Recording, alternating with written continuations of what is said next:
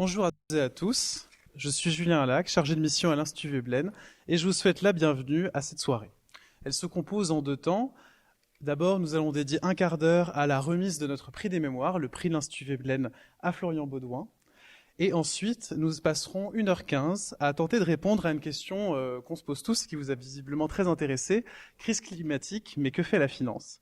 Et justement, le mémoire de Florian Baudouin a beaucoup alimenté notre réflexion sur cette question.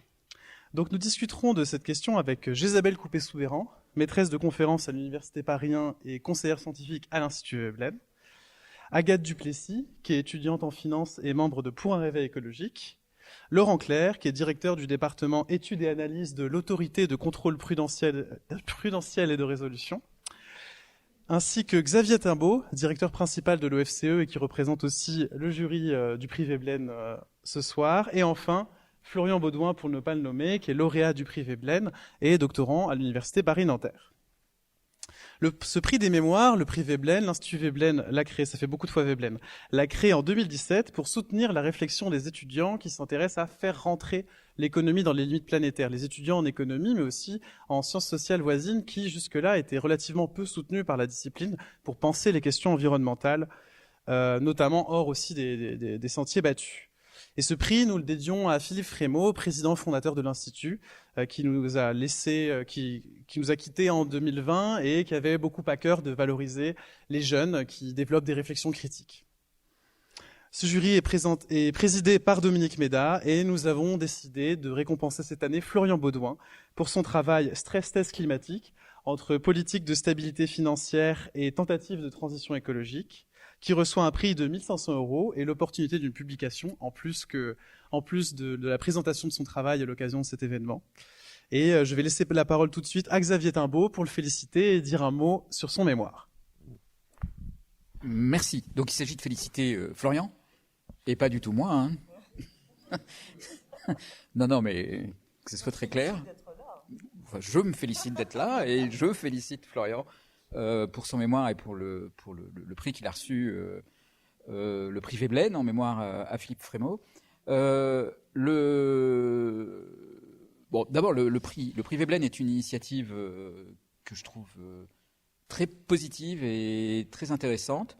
Elle est ouverte à tous les étudiants qui veulent soumettre un mémoire. L'Institut Veblen et Julien font un travail formidable de tri, de sélection.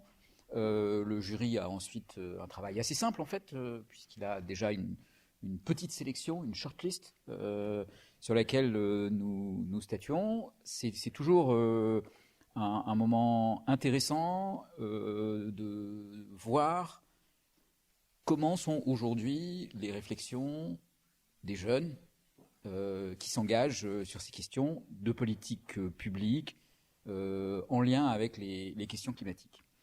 Le mémoire de Florian, alors je précise que je fais partie de ceux qui ont voté pour.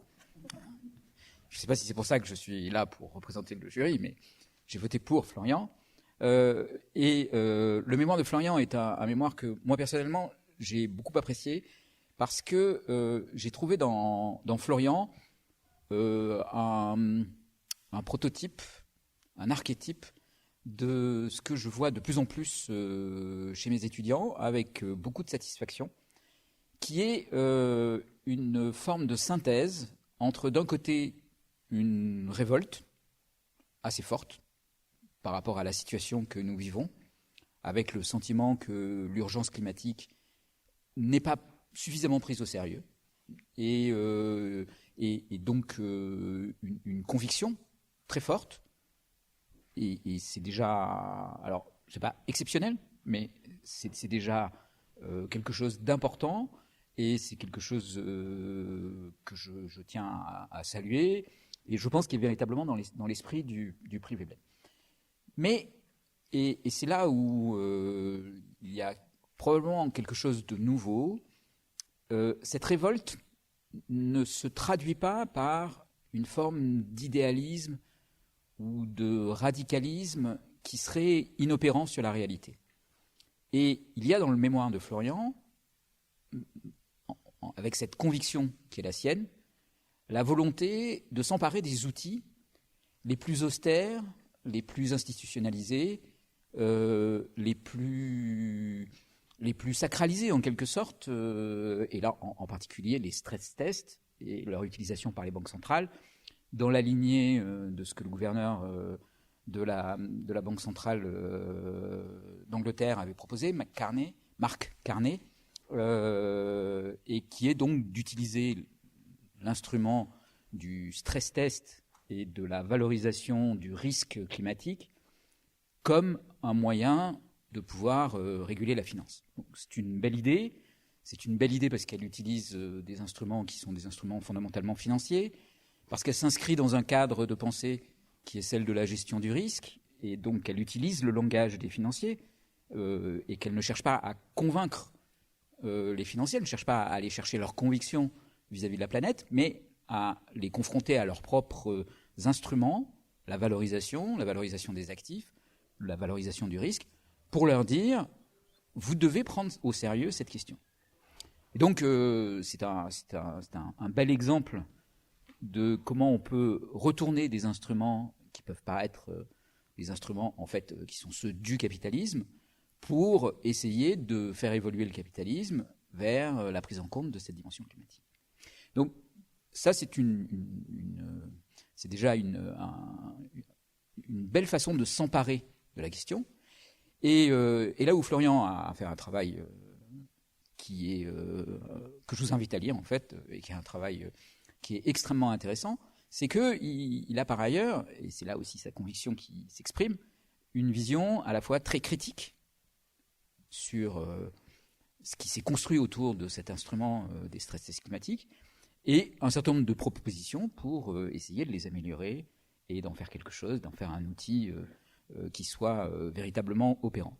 Et c'est cette combinaison entre une conviction forte et une forme de pragmatisme et de réalisme qui est appuyée par une réflexion solide, qui moi personnellement, me donne beaucoup d'espoir en fait sur la génération qui arrive, et dont Florian est, j'espère, l'un des nombreux représentants. Il n'est pas le seul, mais je sais qu'il n'est pas le seul.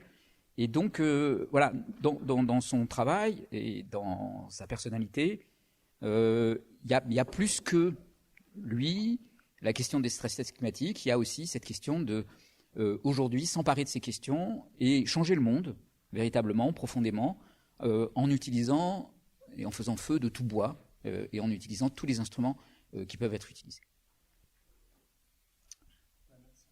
Et donc, je le félicite. Je vous propose d'applaudir Florian encore une fois.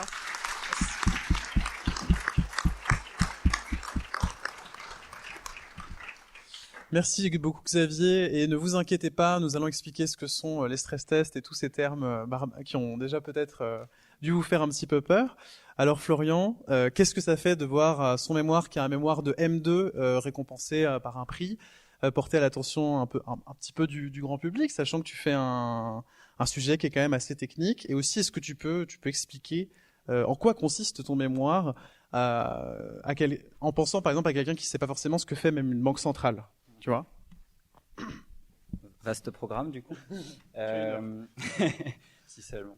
Non, du coup merci à tous et à toutes, merci au Privé Blend, merci à toi aussi Julien pour l'organisation. J'ai un petit point à faire avant de commencer, c'est à remercier toutes les personnes que j'ai pas remerciées dans le mémoire, parce qu'à la fin de l'année dernière, il y avait les contrats de thèse qui s'enchaînaient. Ouais. Il y avait les contrats de thèse qui s'enchaînaient, etc. Et donc, il y a plein de gens que j'ai pas remerciés, notamment ma directrice de thèse, Laurence, qui est ici, mes parents qui sont derrière, et puis tous les camarades de Nanterre, dont 2 qui sont arrivés là en retard, et puis tous les relecteurs aussi, et les relectrices du mémoire. Voilà, je vais pas tous les citer, ce serait long, mais voilà. C'est aussi un travail collectif, la recherche, et c'est important de le rappeler. Voilà. Alors du coup, pour revenir sur ta question, moi, le premier point qui m'a vraiment frappé après avoir reçu Privé Blend, c'est tout de suite les efforts qu'il faut faire pour essayer d'expliquer, enfin de vulgariser, on va dire, le travail d'un an de recherche et de 80 pages de mémoire en l'espace de quelques pages ou quelques centaines ou milliers de signes. Et ça, c'est un travail qui est vraiment intéressant, mais pas évident. Voilà, il y a vraiment des choses à faire dessus. Et puis aussi, on est un peu conduit un peu en permanence à voir croiser notre problématique avec d'autres problématiques qui sont pas forcément évidentes. Enfin, pour moi, c'était pas évident que, par exemple, là, j'ai été contacté par des chercheurs qui bossent sur des questions de dividendes fictifs chez Total. Et donc, je voyais pas trop en quoi est-ce que la supervision bancaire était forcément tout de suite liée à ce que eux faisaient en matière de comptabilité. Et puis, en fait, il y a des débats qui se font comme ça, quoi. Voilà, donc c'est très enrichissant d'avoir ce prix pour moi. Merci encore. Et donc sur la deuxième partie de ta question, je vais rebondir aussi un peu sur ce que disait Xavier Timbaud. Pour moi, il y avait une question un peu bizarre en fait d'aller voir des éléments très techniques pour essayer d'une part de les vulgariser, de les rendre intelligibles d'un point de vue des dimensions politiques et des dimensions sociales que ces éléments impliquent. Et donc, là-dessus, il y a eu, à partir de 2015, une sorte de courant dans les institutions financières sur les risques financiers d'origine climatique. Et c'est ce truc-là un peu bizarre parce qu'on ne pense pas trop qu'on va pouvoir parler du climat en termes uniquement de risque climatique. Ça ne semble pas forcément être la porte d'entrée la plus évidente. Ça a été la porte d'entrée d'un certain nombre d'institutions, notamment les superviseurs financiers. Sur une base assez simple, qui est que comme le climat va pénaliser la stabilité financière, on va avoir besoin d'outils de supervision de ce point de vue-là. Les superviseurs, c'est les agences qui s'assurent qu'il n'y ait pas de crise financière, qui regardent la santé financière des banques et des différents acteurs sur les marchés. C'est ça. Et donc, du coup, cette porte d'entrée, elle est intéressante parce qu'elle permet d'avoir un changement institutionnel de fait, mais en même temps, elle peut paraître problématique parce qu'on a un superviseur qui va quand même réduire le réchauffement climatique à sa propre problématique de stabilité financière. Donc voilà, il y a une sorte de problématique de fait dans cette approche-là qui m'intéressait. Et il y avait un dernier aspect un peu stimulant en matière plus de sociologie, mais en sociologie des marchés financiers, il y avait un élément intéressant sur la capacité de ce paradigme d'organiser la finance et de réorganiser la finance, notamment de réallouer les flux financiers ou ce genre de problématiques. Et donc là-dessus, moi, j'ai commencé à travailler sans trop savoir si effectivement on allait pouvoir tirer ce fil et aller jusqu'à un changement total de paradigme avec plus de financement pour les énergies fossiles, soyons fous, peut-être que en fait non, c'est juste du greenwashing et peut-être que c'est juste un superviseur qui essaye de verdir sa politique. Donc il y avait un peu ce questionnement-là qui m'a guidé. Et donc pour venir au stress test, l'outil vient de la supervision financière classique et consiste à tester la stabilité d'une banque face à une récession économique. Si dit comme ça, je pense que c'est à la fois vrai et compréhensible pour le grand public. Donc on regarde ses investissements et on se dit s'il y a une grosse crise, si je simplifie à outrance, est-ce qu'elle peut tenir? Est-ce qu'elle a suffisamment d'investissements sûrs ou d'argent de côté pour encaisser le coup? C'est ça. Okay. Et donc cet élément de stabilité, on essayait de transposer cette méthode à la question climatique. Le problème étant que la question climatique est pas, on ne peut pas résumer la question climatique à juste une crise financière. C'est pas possible. Voilà. Et donc la stratégie des superviseurs autour du NGFS, ça a été de dire. Pardon, oui, exactement. Donc le NGFS, c'est le Network for Greening the Financial System, qui est un réseau de superviseurs qui travaillent au verdissement du système financier et qui du coup qui sont dans le monde entier. Qui sont dans le monde entier, qui sont beaucoup partis de la Banque de France et de quelques autres banques européennes, Banque d'Angleterre, Banque du Pays-Bas, il me semble, et qui aujourd'hui comptent effectivement plus d'une centaine de superviseurs. Et la stratégie, en tout cas les scénarios qui ont été construits par le NGFS pour conduire des stress tests, ça a été des scénarios climatiques qui comportaient absolument pas de récession économique, mais qui regardaient juste des scénarios de transition écologique avec une hausse du prix du carbone. Et donc le stress test climatique, finalement, il part de cette situation où on a simplement de la part du NGFS des scénarios de taxe carbone en fait. Alors c'est pas littéralement une taxe carbone, mais ça s'en approche, et donc on a une hausse du prix du carbone sur 30 ans jusqu'en 2050 pardon, qui doit permettre dans un scénario optimiste d'atteindre la transition parfaite, donc une situation sans émissions carbone supplémentaires. Dans un scénario un peu moins parfait, on est à 2 degrés, alors parfois c'est un scénario retardé, parfois c'est un scénario qui est... Ouais. Donc on se dit pour être à 2 degrés, il faut une taxe carbone de tant d'euros. C'est ça. Ensuite on fait une montée progressive. Voilà. Et on regarde l'impact sur les investissements d'une banque. Et donc la partie stress test, ça va être justement la partie d'application de ce scénario aux investissements des banques. Avec une grosse partie, avec des débats ou en tout cas des différences méthodologiques de est-ce que c'est la banque centrale ou le superviseur qui applique le scénario aux banques et qui fait elle-même les calculs avec des données qu'elle récupère des banques. Donc ça, c'est une approche qu'on dit top-down. Et notamment, c'est le stress test que j'ai beaucoup étudié, donc celui de la CPR, qui part d'une approche inverse de on va laisser les banques finalement faire leurs propres calculs, on va soumettre les scénarios aux banques et c'est les banques qui vont faire leurs propres calculs et qui vont renvoyer les résultats à la banque centrale. Avec des questions forcément un peu difficiles de est-ce que les banques vont jouer le jeu en quelque sorte, quoi. Donc ça c'est dans les sujets aussi. Voilà, ça c'est sur le stress test climatique. Je ne sais pas s'il y avait d'autres parties. En étudiant justement donc, cet outil-là, donc si j'ai bien compris, c'est les banques centrales, les autorités financières se sont dit bon tiens, le réchauffement climatique, ça pose un problème de stabilité financière, donc on doit l'intégrer à notre manière de surveiller le système financier. Et en plus, ça peut être un outil pour faire prendre conscience aux acteurs financiers pas du coup de leur impact sur le climat, mais plutôt de l'impact du climat sur eux. Du coup, au fond, l'idée c'est de les inciter à faire leur transition, parce que sinon ils peuvent perdre énormément d'argent en investissant, par exemple, dans les énergies fossiles.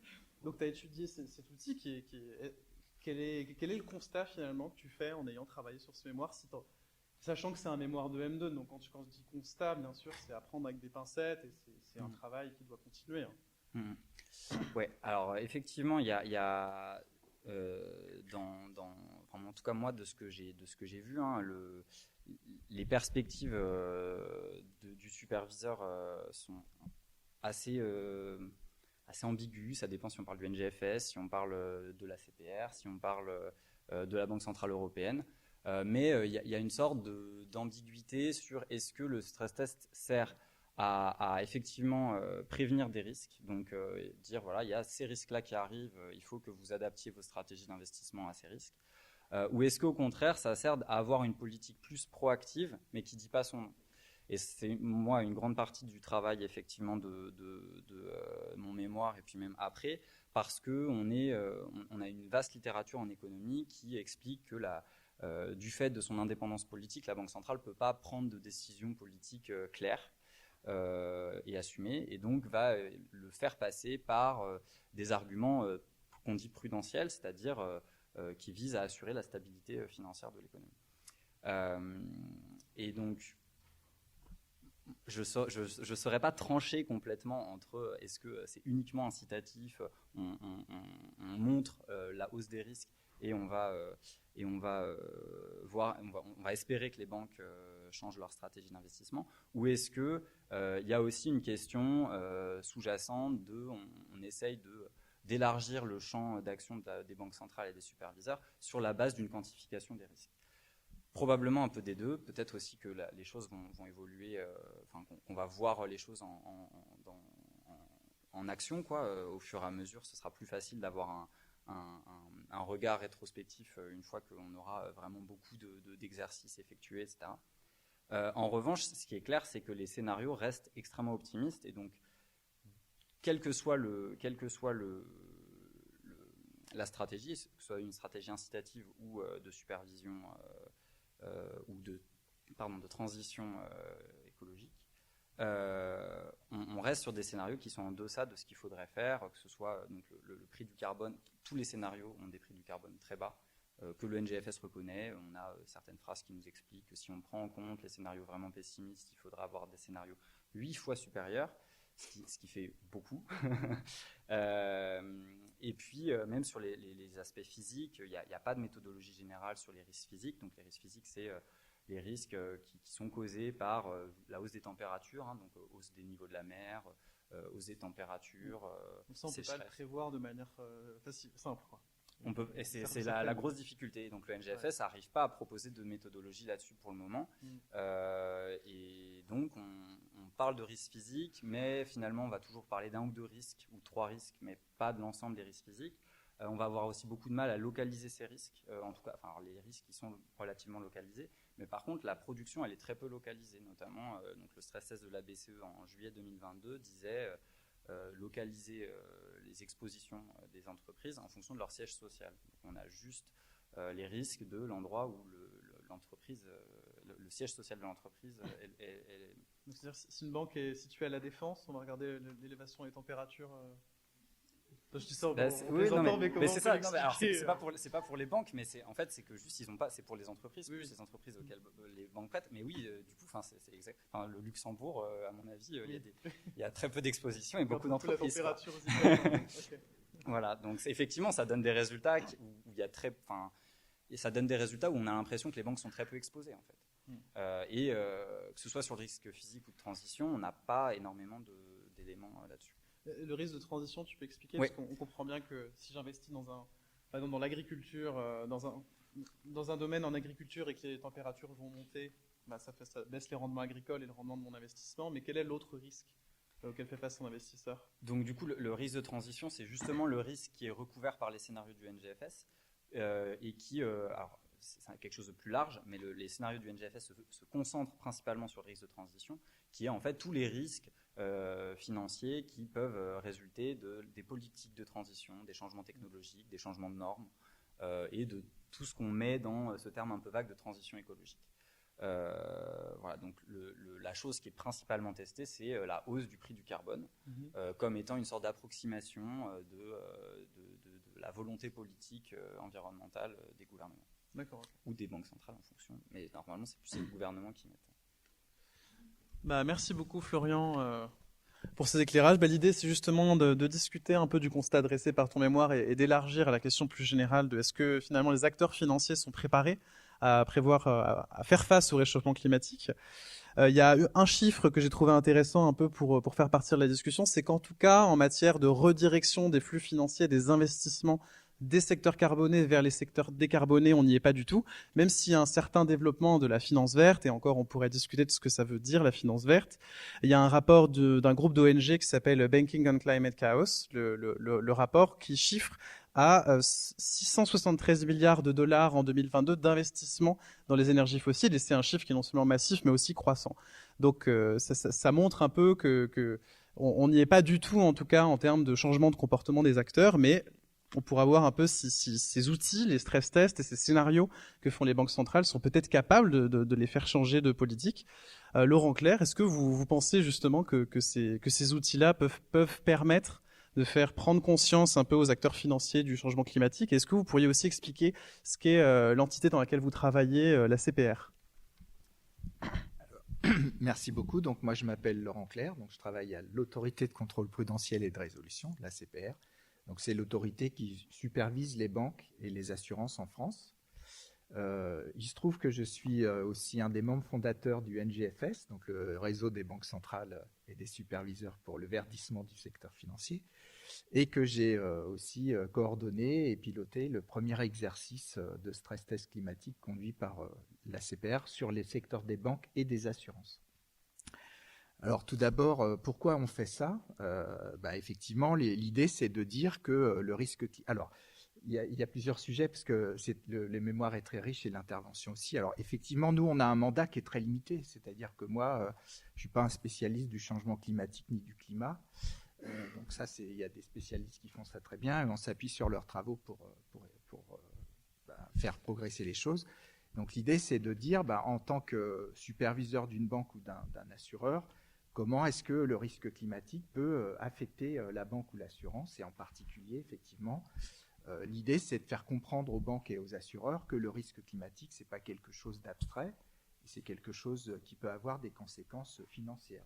D'où l'idée qu'on fait passer que le risque climatique est pour les institutions financières un risque financier.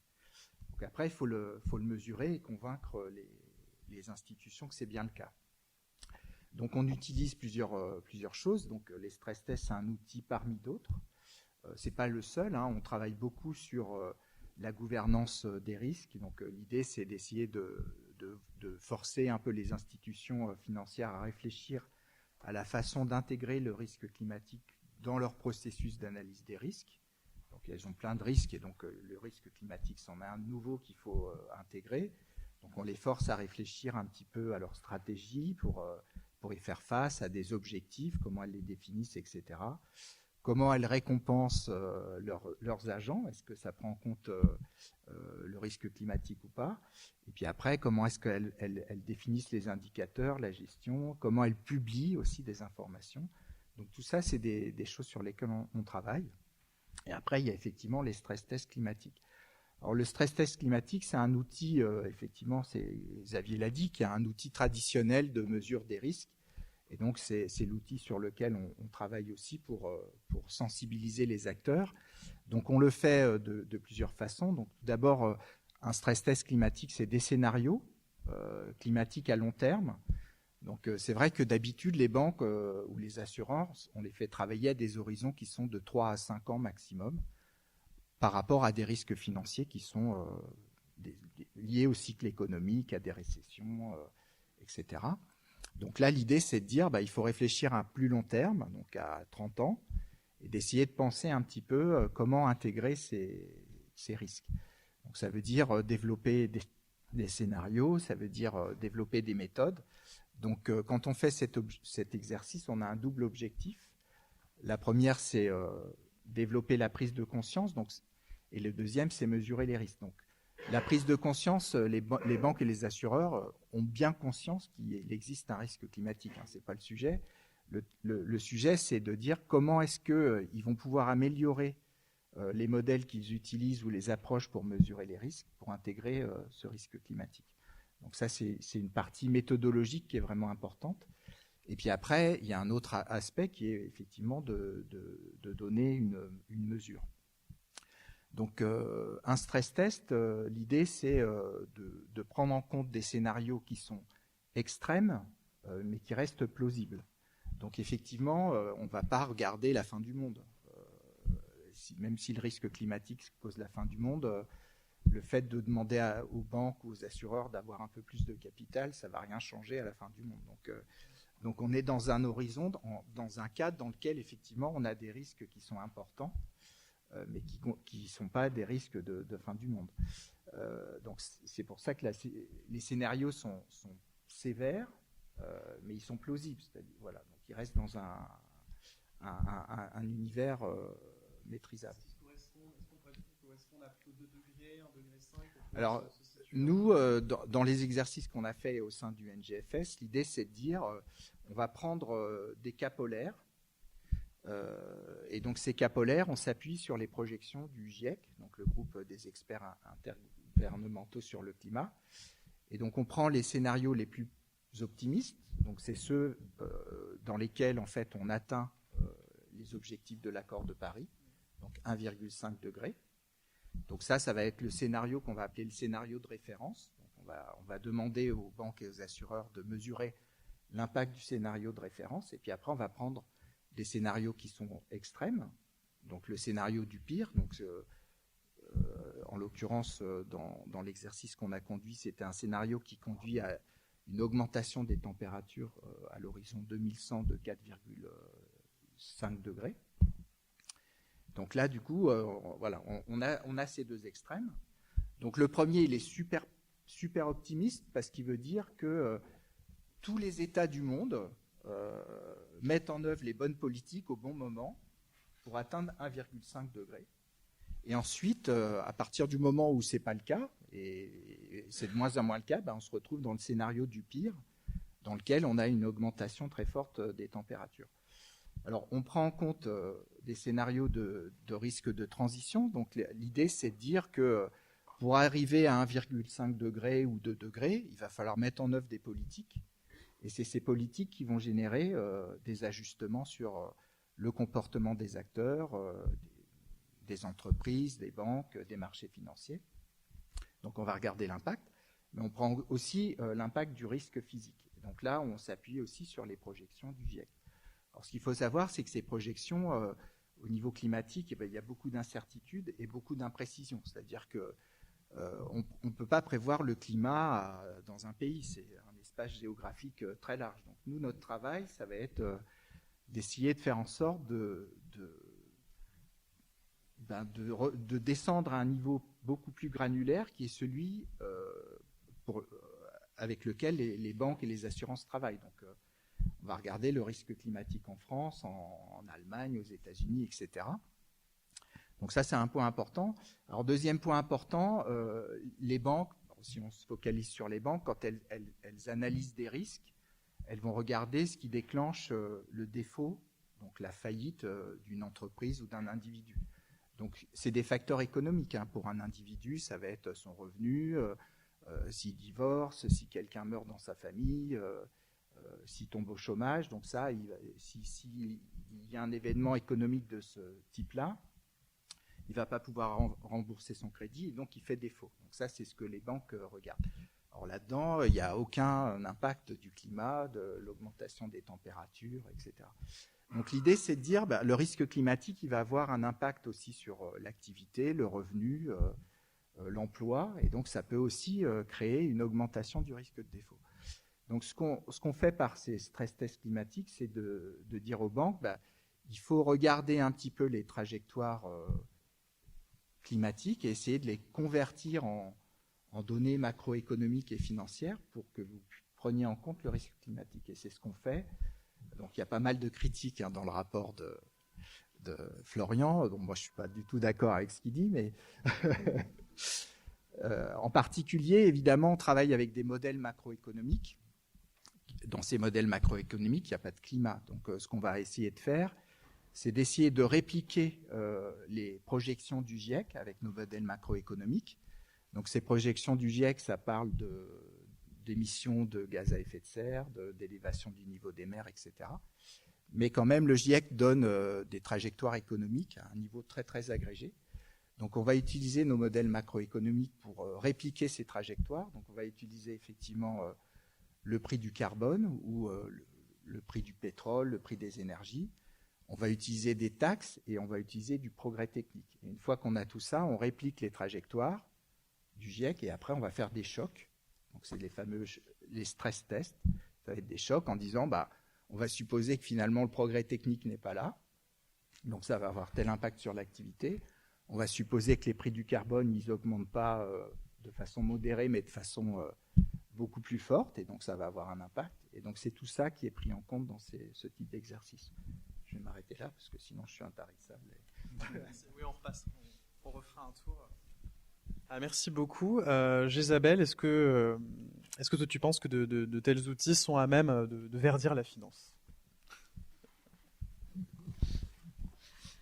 Nécessaire, mais pas suffisant. Voilà, je passe la parole. Non, d'abord, je voudrais m'associer aux félicitations de Xavier en particulier, et puis de toutes et tous pour le mémoire donc de Florian. Et ce qu'a dit Xavier est vraiment important, et j'ai eu le même sentiment. En fait, c'est un mémoire qui est à la fois académique, qui respecte les canons académiques, si je puis dire, qui est très bien construit, très bien rédigé, très bien sourcé, avec une belle bibliographie, pas seulement parce que les travaux de l'Institut Veblen sont cités, mais c'est vraiment, sur le plan académique, c'est un très bon mémoire, et c'est un mémoire engagé. Et ça veut dire qu'en fait, c'est un mémoire qui s'inscrit dans ce qu'on peut appeler l'économie politique. Et l'économie politique, aujourd'hui, ce n'est plus un gros mot. Je crois que l'économie politique est en train de se redéployer, et le mémoire de Florian l'incarne bien. Donc c'est vraiment important, ça. Et je suis convaincue, moi aussi, que même si ce mémoire est exceptionnel, il y en a plein d'autres, des mémoires exceptionnels de ce type qui sont en train de fleurir et qui témoignent en effet de cette capacité de notre jeunesse à s'emparer de ces problématiques majeures et sans doute aussi à éclairer l'action publique mieux que notre génération et celle d'avant ont pu le faire. D'accord ? Donc, je trouve que ça, c'est vraiment c'est une grande qualité et ça donne un peu d'espoir dans ce monde qui est quand même assez désespérant, quoi, il faut le dire. Donc, c'est plutôt pas mal. Je voudrais peut-être revenir, si je peux, sur quelques points clés du mémoire pour prouver qu'il m'a vraiment plu et pour alimenter un petit peu la discussion. Alors, d'abord, ce que Florian explique bien dans son mémoire, c'est que ces outils qu'on appelle les stress tests s'inscrivent dans une approche qui est intéressante, qui a sensibilisé la finance aux risques climatiques. C'est une approche qu'on appelle l'approche par les risques, c'est-à-dire que le problème est saisi du point de vue des risques que ça fait porter, d'accord, sur le secteur financier. Mais vous voyez qu'en fait, ça reste une vision assez partielle des choses, parce que, bien sûr, le climat est un problème pour la finance, mais dans son état actuel, la finance est aussi un sacré problème pour le climat, d'accord ? Et les superviseurs, pour l'instant, les régulateurs, le NGFS, eh bien, ne saisissent le problème que sous l'angle de la stabilité financière, sous l'angle de la menace que constitue le dérèglement climatique pour le secteur bancaire. Vous me direz, c'est déjà ça, c'est vrai, c'est déjà ça, mais en fait, ça ne porte pas nécessairement une approche suffisante pour appréhender le dérèglement climatique dans ce qu'on appelle sa double matérialité, si vous voulez. D'accord ? Donc il faut aussi être capable d'appréhender le risque que représente aujourd'hui la finance, le secteur bancaire, pour le dérèglement climatique. Julien mentionnait le rapport Banking and Climate Chaos qui montre bien en effet que les banques continuent d'investir dans les énergies fossiles, continuent de financer le secteur fossile, des entreprises qui extraient du pétrole et d'autres énergies non renouvelables, alors que on sait, avec le GIEC, qu'on devrait maintenant laisser tout ça dans le sol, d'accord ? Donc, en finançant ce type d'activité, eh bien, les banques contribuent au dérèglement climatique, d'accord ? Donc, c'est important d'avoir l'exposition des banques au risque climatique, mais c'est aussi important, bien entendu, d'avoir la contribution des banques au dérèglement climatique. Et là, les superviseurs n'en sont pas, en fait, à cet aspect-là. Ce que montre bien Florian également, c'est que les banques centrales, d'ailleurs commençons par les banques centrales. Les banques centrales n'en sont pas encore complètement, même si ça progresse, n'en sont pas encore complètement à remettre en question l'approche qui était la leur jusqu'à on va dire aujourd'hui ou récemment, approche dans laquelle elles considèrent que leur action ne doit surtout pas déformer la finance, ne doit surtout pas déformer l'économie, d'accord ? Alors qu'en fait, ce qu'il s'agit de mener précisément, c'est une action de transformation, d'accord, de notre économie. Donc, les banques centrales ne sont pas dans cette optique-là. Alors, Laurent me dira, mais tu délires, effectivement, de toute façon, c'est pas notre mandat que de transformer l'économie, donc on la prend comme elle est. Bon, j'entends, mais en fait, il faut, si vous voulez, que toutes les politiques publiques soient orientées vers la transformation de l'économie si on veut lutter contre le dérèglement climatique. Donc, ça veut dire que cette approche de la neutralité des banques centrales, de la neutralité monétaire, on jargonne un peu, vous savez, les économistes, on aime bien, ça nous donne de l'importance, eh bien, cette approche-là, elle n'est pas encore suffisamment remise en question.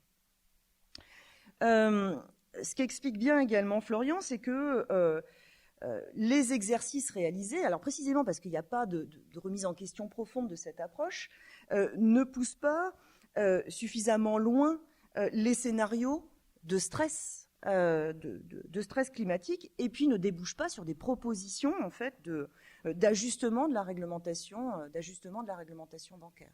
D'accord ? Alors, si vous voulez, il faut bien se représenter ces instruments de stress test comme des instruments qui sont censés évaluer la capacité de résistance du secteur bancaire à un stress. Et pour en faire des instruments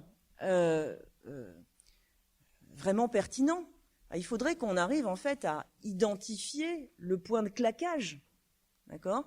Eh bien, évidemment, le superviseur ne se risque jamais à construire un scénario de stress tel que on va obtenir le point de claquage avec ces instruments de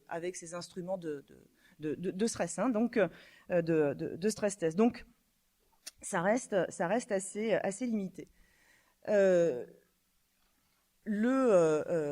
mémoire de Florian est prescriptif, d'accord ? Donc il débouche en fait sur des recommandations. Moi j'aime bien cette dimension normative en fait dans l'économie. C'est ça aussi l'économie politique.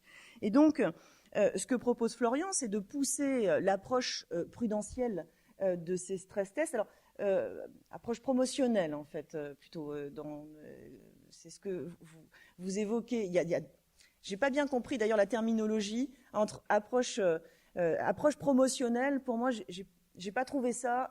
J'ai pas trouvé que c'était forcément une bonne façon de dire les choses. Mais on en rediscutera après en aparté. Mais bon, bref, le mémoire propose de pousser l'approche et d'inscrire en fait l'approche dans le catastrophisme éclairé du philosophe Jean-Pierre Dupuy. Et effectivement, on devrait en fait s'inscrire davantage dans cette approche. C'est une approche qui consiste à se dire, eh bien, certes, le pire n'est pas certain, mais le pire reste probable. Il faut nous y préparer, d'accord ? Et on n'est pas vraiment dans cette optique. Ce que je voudrais dire à Florian, parce qu'il faut aussi qu'on bataille un peu, qu'on engage un peu la discussion et le débat, c'est que un stress test, aussi poussé soit-il, même si on poussait très très loin cette logique prudentielle, eh bien, ça reste un pur instrument d'évaluation de la capacité de résistance, d'accord ? C'est pas un instrument permettant de rendre les banques plus fortes, plus résilientes face aux risques climatiques, et c'est pas non plus un instrument, évidemment, a fortiori, contribuant à lutter contre le risque climatique. Donc, juste de l'information. Exactement. On produit une information sur la capacité de résistance face à un choc climatique, face au risque climatique du secteur bancaire. Après, parce que les stress tests normaux, il y a une sanction. Quand on fait des stress tests financiers. Alors, il n'y a pas franchement une sanction.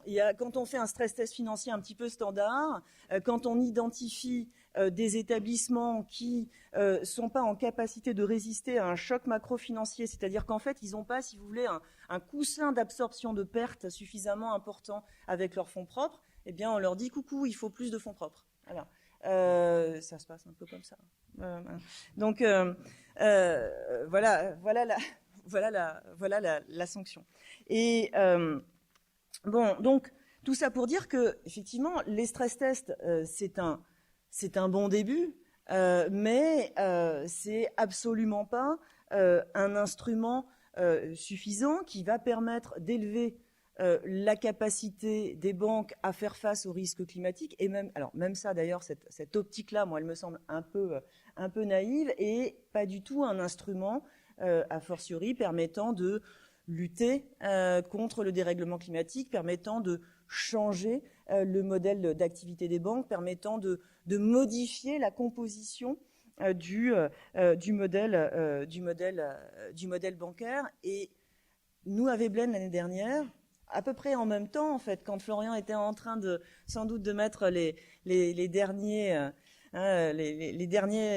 mots à son mémoire, les derniers ajustements ont planché sur une note à l'Institut Veblen qui a été publiée au mois de juin 2022, que Laurent était venu discuter d'ailleurs. Donc une note dans laquelle on essayait de réfléchir à la question de savoir comment mettre la réglementation bancaire davantage au service de la transition écologique. Et dans cette note, eh bien, on discutait à la fois de l'option qui consisterait à verdir les exigences de capacité de résistance, D'accord ? Donc les exigences de fonds propres, en disant... Comment tu l'expliquerais En fait, si vous voulez, au bilan d'une banque, il y a une sorte d'éponge à risque qui s'appelle les fonds propres. Et dans l'approche en termes de stabilité financière, eh bien, ce qu'on demande aux banques, c'est d'avoir une éponge suffisamment absorbante. Alors, bon, moi, de mon point de vue, elle ne l'est pas suffisamment. Peut-être que du point de vue de Laurent, elle l'est bien assez. Mais l'idée qui vient assez naturellement à ceux qui réfléchissent à ces problématiques de risque climatique en y voyant une source de risque financier, eh c'est de se dire verdissons cette éponge, d'accord, cette éponge fonds propres, faisant en sorte que les banques dont l'exposition au risque climatique est la plus importante aient des exigences de fonds propres renforcées. Alors ça, c'est une première approche des choses. Là aussi, c'est peut-être, si vous voulez, quelque chose de nécessaire, mais d'assurément pas suffisant. Et est-ce que c'est la bonne approche ? C'est au fond une approche assez naïve de se dire, même de parler de risque climatique. D'accord ? Parce que quand on dit risque climatique, ça veut dire qu'on est là face à quelque chose de pleinement mesurable, de probabilisable. D'accord ? Or, ça Florian le montre très bien dans son mémoire. Bien sûr, alors, il y a une certitude sur le dérèglement climatique, mais il y a une incertitude radicale sur l'impact du dérèglement climatique. Et donc, plaquer cette approche en termes de risque financier sur ce qu'on appellerait le risque climatique, c'est quand même assez naïf. Quand on va un pas plus loin et qu'on se dit, bon, on est un peu naïf en disant en parlant de risque climatique, il faut y voir un risque systémique climatique, comme on parle de risque financier systémique quand on évoque un risque global d'instabilité financière. Bon, certes, ça pousse le bouchon un petit peu plus loin et c'est sans doute mieux, mais au fond, ça aussi... C'est quoi la différence ? La différence, c'est que là, on a une approche plus globale, d'accord ? On a une approche beaucoup plus macro. On regarde pas dans cette approche-là seulement la capacité des établissements un par un à résister au dérèglement climatique. On est plutôt dans une approche globale où on prend le secteur dans son ensemble et cela étant, ça débouche sur, là aussi, des exigences de fonds propres supplémentaires, un coussin systémique climatique. Bon, ça va un petit peu plus loin, mais c'est sans doute pas non plus une approche suffisante. Et donc, pour finir, pour pas parler trop longtemps, ce qu'on a essayé de mettre en avant, nous, dans la note Veblen, c'est, bon, d'une part, si on est dans une approche prudentielle, eh bien, inscrivons le verdissement dans une approche macro-prudentielle, ce que je viens de dire. Mais si on veut que ça se soit un tant soit peu efficace, eh bien, ce qu'il faut, c'est arriver, en fait, vraiment à agir sur la composition des bilans bancaires. Si on veut que les banques ne contribuent plus autant au dérèglement climatique, il faut que la composition de leur bilan change. Il faut que leur bilan se décarbone. Et ça, eh bien, il faut les obliger à le faire, parce qu'elles ne le feront pas spontanément. Et donc, il faut programmer de manière progressive, ordonnée, cette décarbonation avec en fait des instruments qui là sont plus véritablement de l'ordre du prudentiel, mais qui sont davantage de l'ordre du structurel. C'est-à-dire qu'on agit sur la structure de l'activité bancaire, sur la structure de l'actif bancaire. Donc on essaie de discuter de cette approche-là. Et cette approche-là, ça me semble être une bonne piste intellectuellement, mais je sais que c'est une approche qui ne convainc pas les superviseurs, les régulateurs. Pourquoi ? Parce que ils sont justement enfermés dans cette approche en termes de stabilité financière, et il y a là, je dirais, un obstacle. J'ai envie de dire idéologique, mais je ne veux pas froisser Laurent, donc je vais dire un obstacle philosophique. Je pense que ça implique un changement de philosophie réglementaire, et on n'y est pas, et ça va être vraiment difficile. Donc, Donc voilà, mais je pense que si on ne fait que des stress tests et verdir simplement les exigences de fonds propres, ce qui serait un pas supplémentaire, on n'aura quasiment rien fait. Voilà. Donc il faut absolument qu'on arrive à programmer cette décarbonation des bilans bancaires. C'est pas une mince affaire et le superviseur n'y est pas complètement ouvert. Si bien compris, pour résumer, il y a une première approche qui est l'approche prudentielle où plus un investisseur investit dans des secteurs qui vont être carbonés, plus il doit être capable de faire face à des grosses pertes, si je le formule comme ça. Et la deuxième approche, qui est l'approche structurelle, c'est en fait pousser les banques à investir autrement. Mais là, on entre, et on en discutera avec Laurent, dans quelque chose qui est politique, enfin qui n'est pas du tout la même chose. On entre un peu dans l'inconnu et on sait pas. Il y a un débat de savoir si c'est le rôle en fait des superviseurs d'aller modeler l'économie en fait. Et justement, on entendra des arguments un petit peu des deux côtés. Je vais me tourner maintenant vers Agathe Duplessis, qui est membre du collectif Pour un réveil écologique. Donc vous travaillez, vous réfléchissez à des propositions pour changer la finance et aussi pour changer l'enseignement de la finance. Il y a pas mal d'étudiants dans votre collectif qui s'intéressent à la finance et qui veulent y travailler.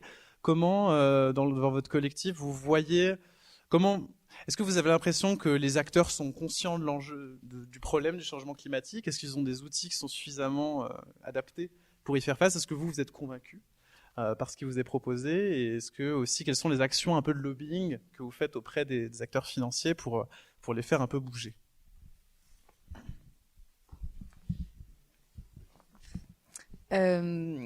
Oui, donc du coup, dans notre collectif, on a notamment un pôle finance. Donc du coup, certains d'entre nous, un peu comme Florian, du coup, s'intéressent aux questions de la finance et justement à la finance dans un monde durable. Qu'est-ce que ça peut bien être? Et notamment, on avait organisé une table ronde en juin 2021 où du coup, on avait rassemblé un petit peu tous les gros acteurs privés de la finance.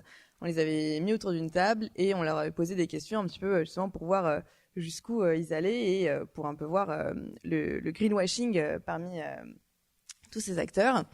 Et notamment, donc, on s'était rendu compte que la plupart de ces gros groupes bancaires, donc c'est aussi des assureurs et des fonds de gestion qu'on avait contactés, très clairement, n'étaient pas à la hauteur de ce que nous on voudrait en tant que jeunes d'un monde soutenable et d'un monde qui respecte les accords de Paris.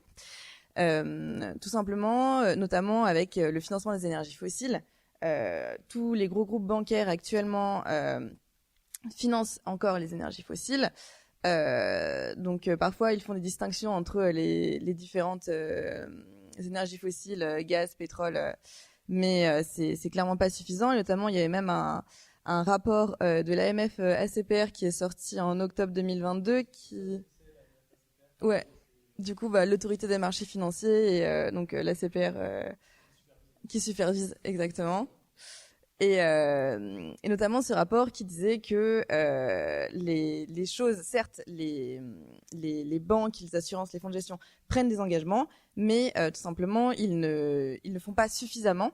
Et donc ça, c'était vraiment souligné dans ce rapport-là. Et parce que du coup, la table ronde qu'on avait faite c'était en juin 2021, donc ça a un peu évolué, mais ça justement, ça n'évolue pas assez rapidement. Et donc du coup, après, donc on peut se dire, enfin nous en tant qu'étudiants, qu'est-ce qu'on peut faire? Et tout simplement, c'est compliqué, mais nous, en tant qu'étudiants, du coup, qui faisons partie du collectif Pour un réveil écologique, donc le collectif, à la base, il est né d'un manifeste où, du coup, on s'engage, en tant qu'étudiants, à aller travailler chez des employeurs qui ne sont pas des pollueurs. Et donc, tout simplement pour forcer les entreprises qui polluent à leur dire, écoutez, nous, on vient pas chez vous, et donc, du coup, faut que vous changiez si vous voulez nous recruter.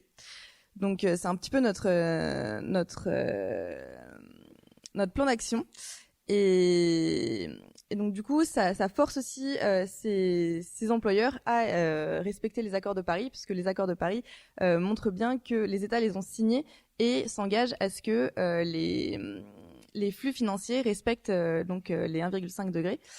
Et donc du coup voilà un petit peu notre engagement, en tout cas en tant que jeunes. On a vraiment un pouvoir de ce côté-là, et notamment on s'est aussi rendu compte après cette table ronde, on avait fait notamment un rapport sur la finance durable.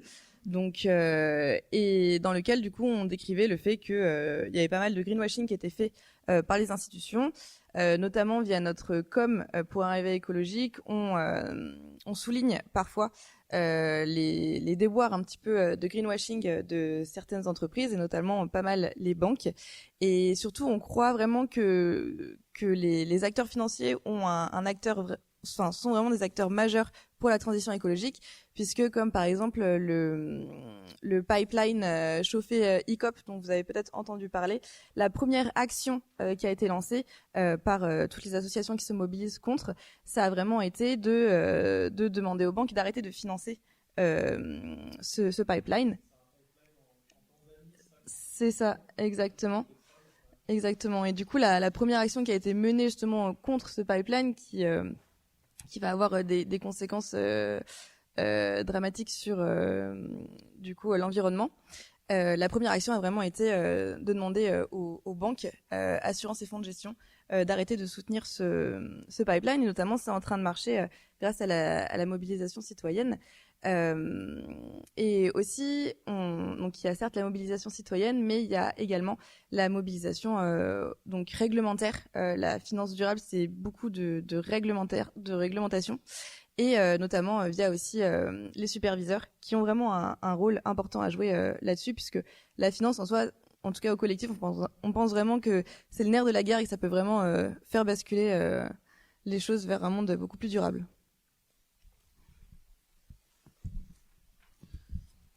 Merci beaucoup Agathe. Je vais proposer à Florian et Xavier rapidement une réaction. Xavier ?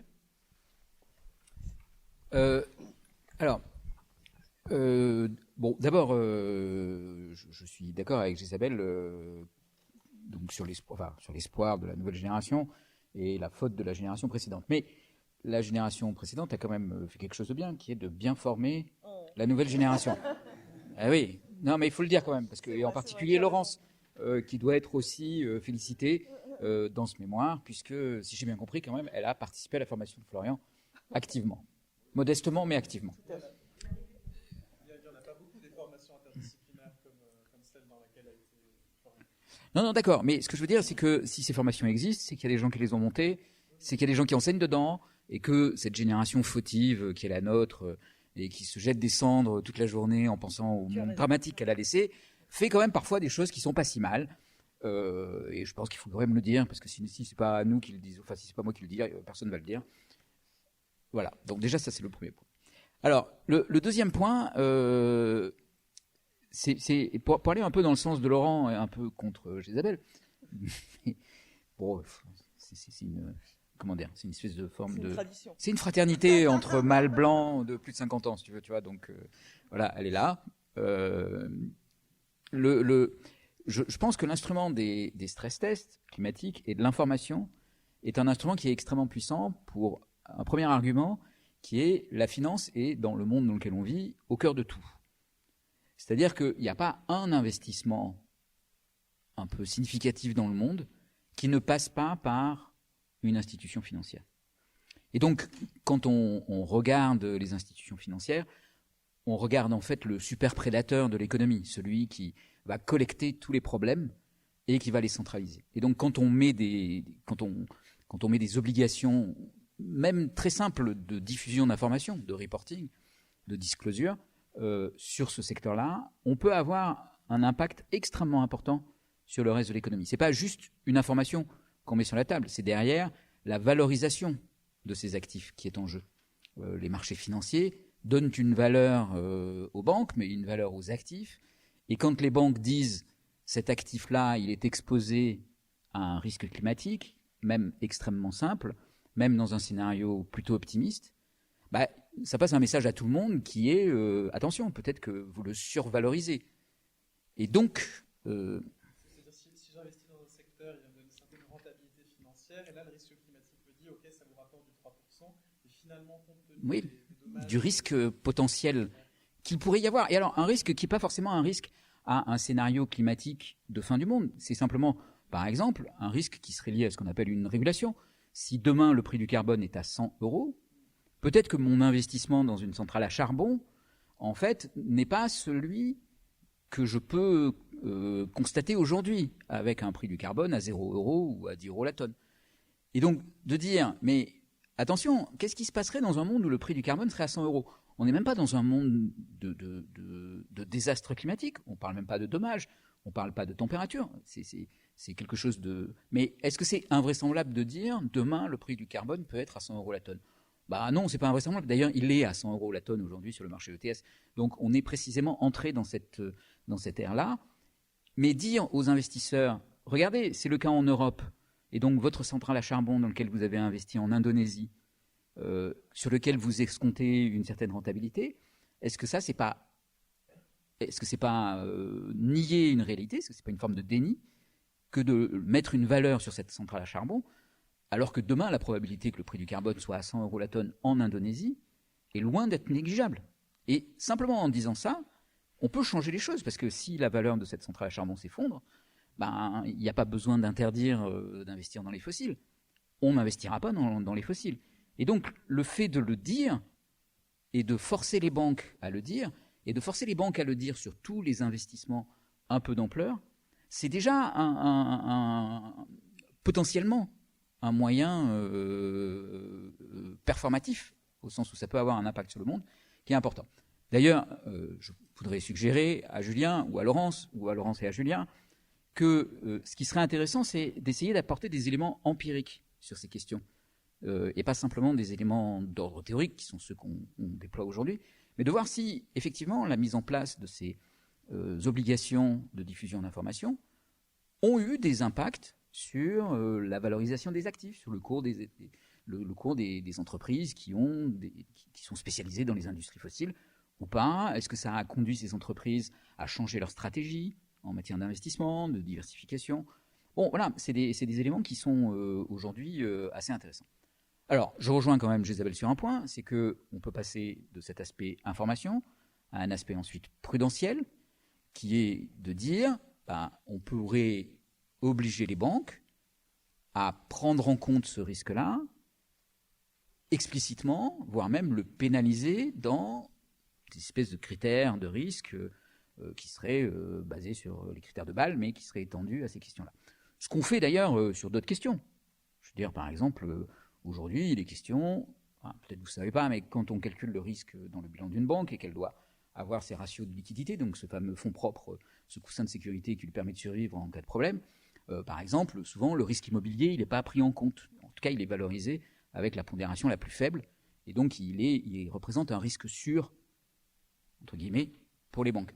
On pourrait vouloir changer la pondération de ce risque-là, de façon à changer, effectivement, le comportement des investisseurs, des banques, des assureurs, et les pousser à moins investir, ou en tout cas à demander des rentabilités plus élevées, et donc à faire un peu comme s'il y avait un prix du carbone, cette fois-ci, mais qui n'est pas une valeur tutélaire, c'est quelque chose qu'on considère de façon un peu imaginaire, mais quelque chose qui est vraiment très concret, un prix du carbone qui ferait que la rentabilité de ces activités diminuerait, et que ça pousserait à, plutôt que de construire des centrales à charbon, essayer de construire des centrales hydroélectriques ou des centrales photovoltaïques qui n'auraient pas les mêmes pénalités dans les bilans des institutions financières, et donc qui devraient payer un coût du capital plus élevé parce que il serait considéré comme plus risqué et plus difficile à financer, ou financé par des investisseurs qui prennent plus de risques, etc.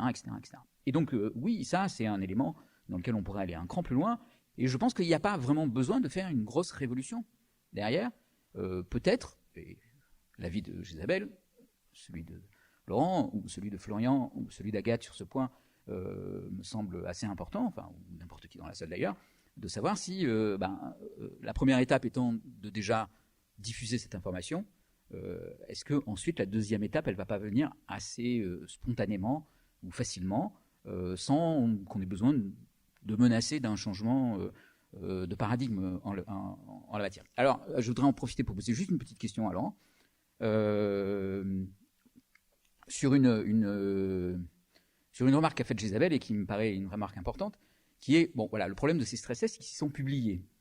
Et donc, fatalement, quand on publie, on veut appliquer des menaces, mais on ne veut pas non plus provoquer des désastres. On ne veut pas déclencher une crise financière parce qu'on a fait des stress tests et qu'on va montrer que tout le monde fait n'importe quoi et que c'est la fin du monde, quoi. Donc, il y a un petit côté où on risque de se retenir un peu dans les critères qu'on applique, parce qu'on sait qu'on va le publier, qu'il y a, bon, quand même, enfin, voilà, on veut rester un tout petit peu conservateur, et on ne veut pas provoquer des révolutions tous les 6 mois, parce que c'est compliqué, les révolutions tous les 6 mois.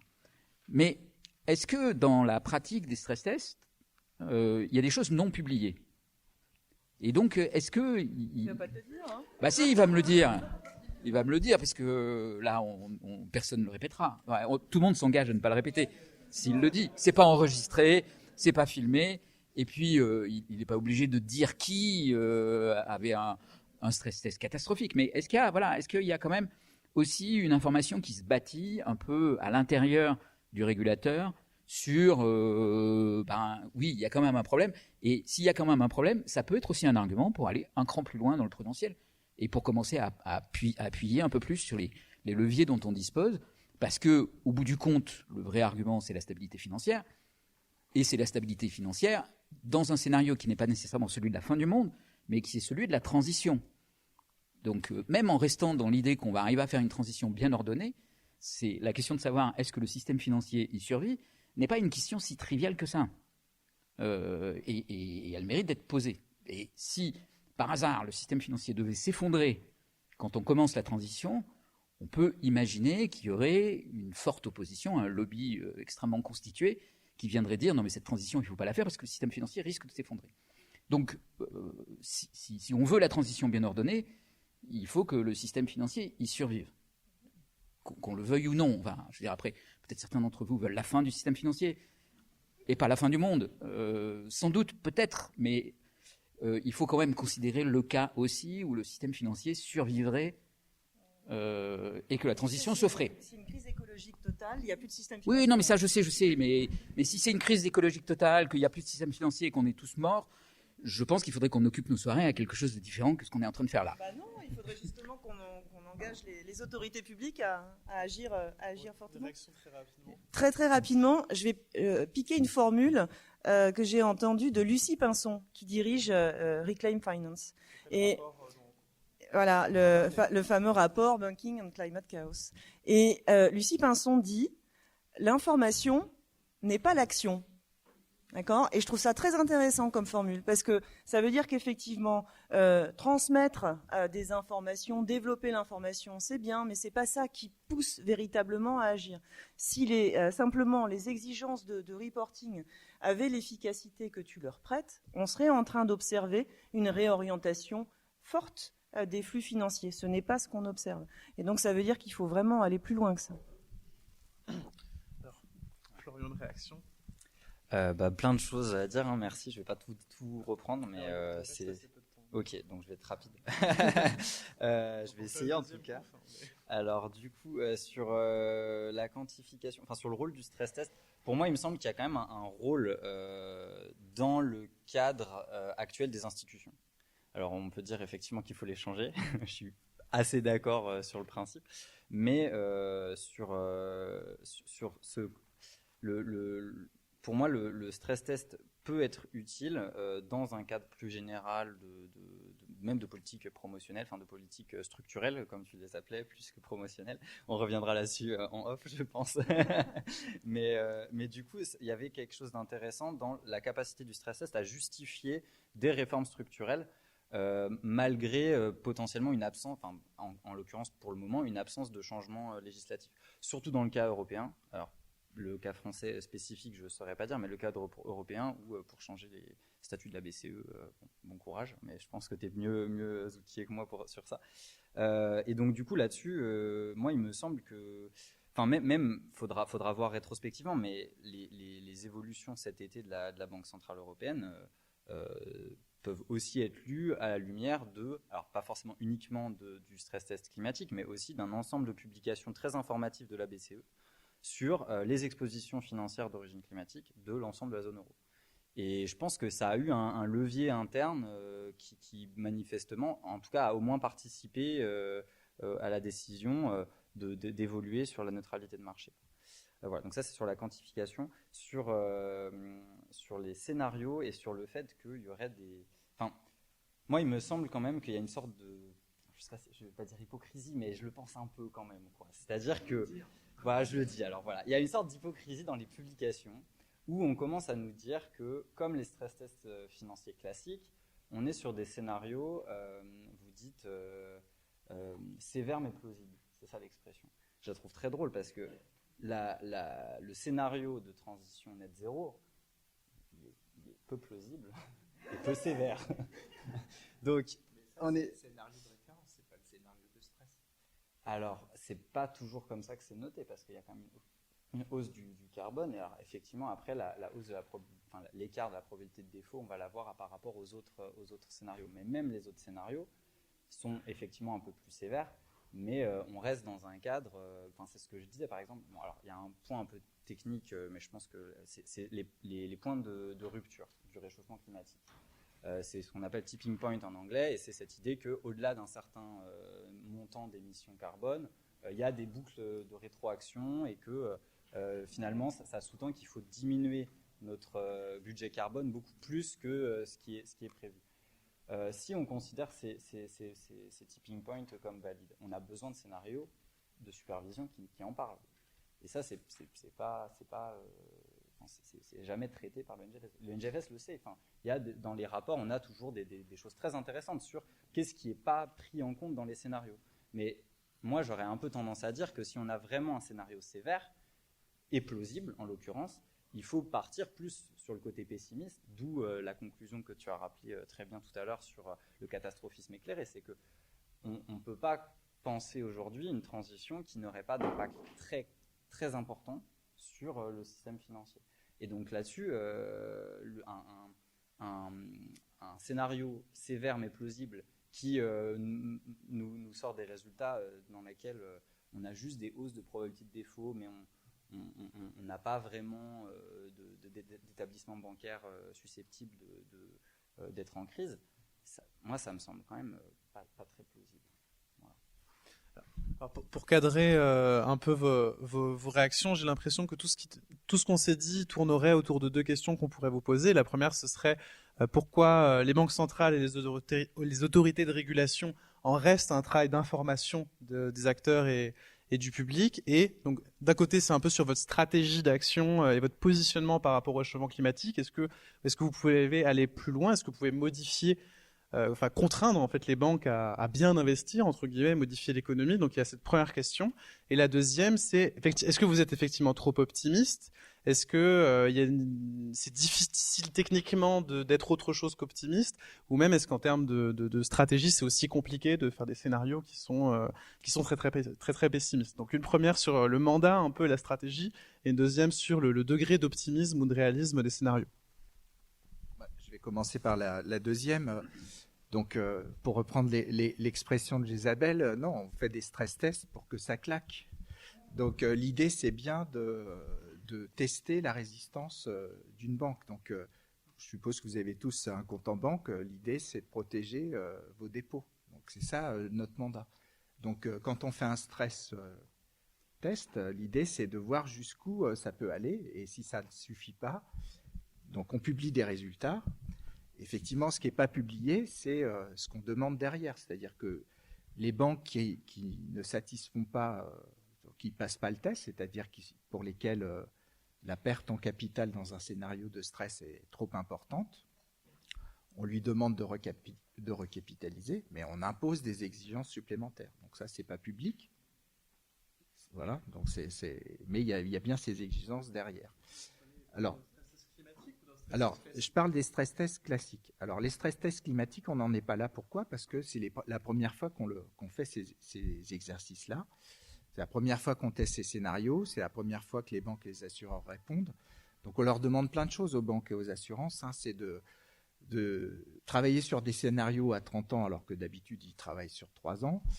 Sur des secteurs, d'habitude, ils ne travaillent pas sur des secteurs. Donc, nous, on leur a demandé de travailler sur 56 secteurs d'activité, sur 5 régions différentes. Donc, il y a 4 scénarios sur 50 secteurs, 4 régions. Donc, ça fait beaucoup de choses à calculer pour les institutions.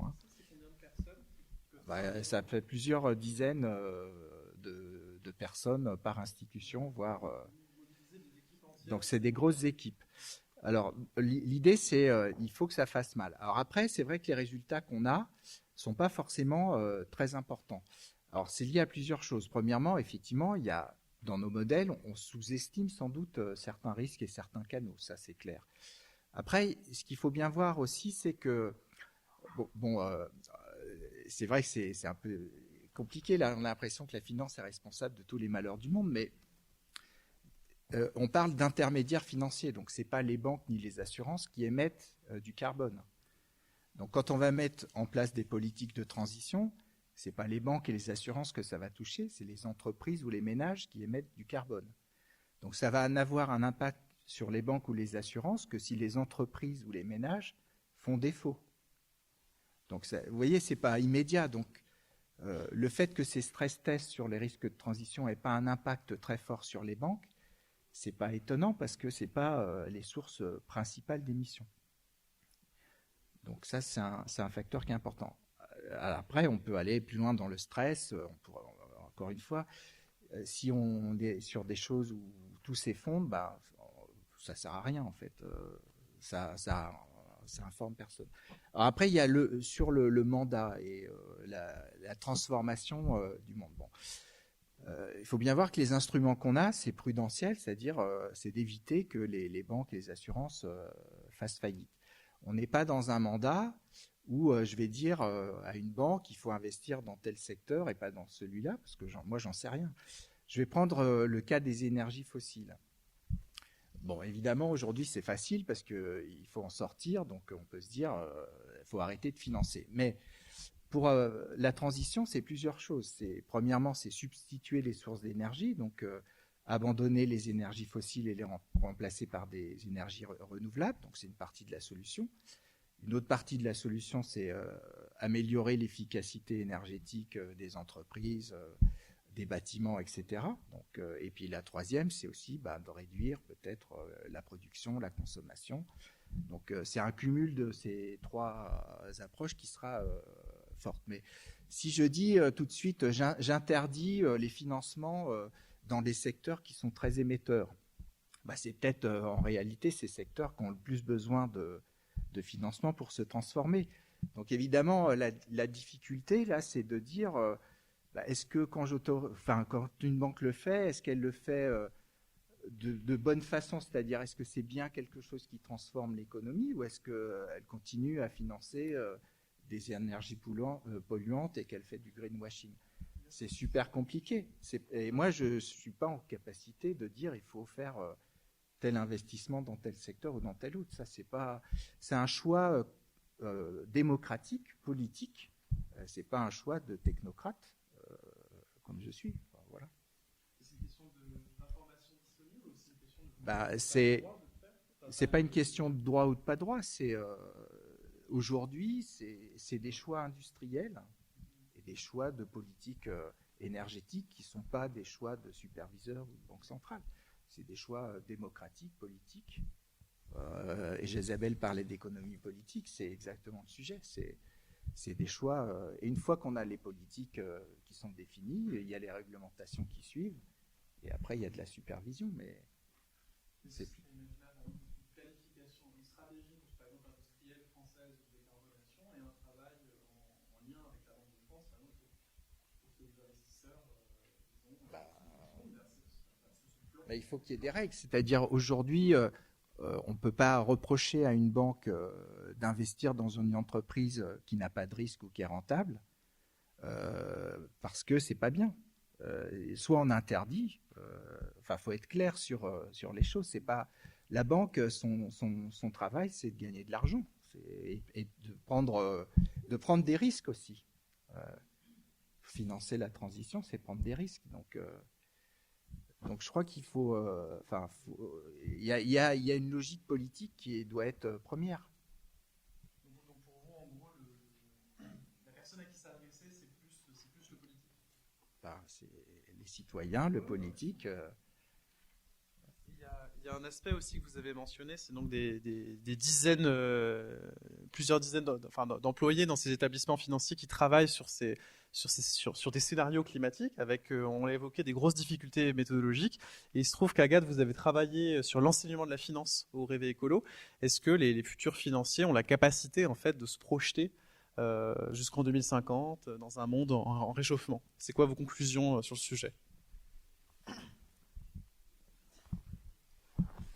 Oui, du coup, on avait fait un rapport avec WWF où déjà on était parti d'une enquête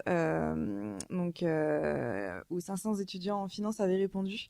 Et dans cette enquête, en fait, on a relevé que moins de 1/3 des étudiants pensaient avoir vraiment été formés aux enjeux de la transition écologique. Et c'était assez faible quand même. Et notamment, du coup, à partir de cette enquête, on est allé interroger des écoles de commerce en leur demandant justement si ils avaient fait évoluer leur programme en finance vers en fait une finance durable. Et notamment, un professeur nous avait fait la remarque qu'en fait, il fallait pas faire croire aux élèves qu'il y avait deux finances. Et donc une finance durable et une finance business as usual, quoi. Et le problème, c'est qu'en fait, c'est ce qui se passe dans pas mal d'écoles de commerce. Et du coup, en fait, notre rapport, donc basé sur l'enquête qu'on avait faite auprès d'étudiants en école de commerce et les écoles de commerce qu'on est allé interroger, en fait, voilà, ce rapport fait le constat que les écoles de commerce, bon, certes, sont en train de changer, mais il y a encore pas mal de progrès à faire sur ces sujets-là. Et notamment, les écoles de commerce se sont rendues compte déjà qu'il y avait une nécessité de former les étudiants, notamment via les recherches de mémoire, un peu comme Florian, où du coup, on se rend compte que pas mal d'étudiants font de plus en plus de recherches là-dessus, tout simplement parce que parfois on n'a jamais eu de cours là-dessus, donc on a envie d'en savoir plus. Et ensuite, après, il y avait aussi les freins pour les écoles de commerce et aussi les IAE, donc les universités, sur ces questions-là. C'est-à-dire que les professeurs sont assez peu formés. Et donc, du coup, il y a tout un travail de former les professeurs. Également, dans les masters en finance, il y a les accréditations qui rentrent en compte et les classements. Et ces classements prennent très peu en compte ces questions-là sur les sujets financiers. Et c'est ce qui freine aussi le développement des sujets de finance durable dans les masters en finance, parce que c'est vrai que c'est très important. Les classements sont très importants pour le choix d'un master par un étudiant, souvent. Donc voilà, en fait, ce rapport qu'on avait fait avec WWF posait ce constat-là. Et après, il avait aussi été un peu complété par un rapport fait par le Shift Project, donc sur le même sujet, où du coup le Shift cette fois-ci proposait en fait des solutions. Enfin, comment est-ce qu'en fait une école de commerce peut mettre en place ces sujets dans ses masters en finance. Et donc je parle aussi beaucoup de masters, mais on a aussi fait le constat que très peu de cours de finance sur la finance durable du coup étaient enseignés en licence, et aussi tout ce qui est avant la licence, donc en L1 et en L2.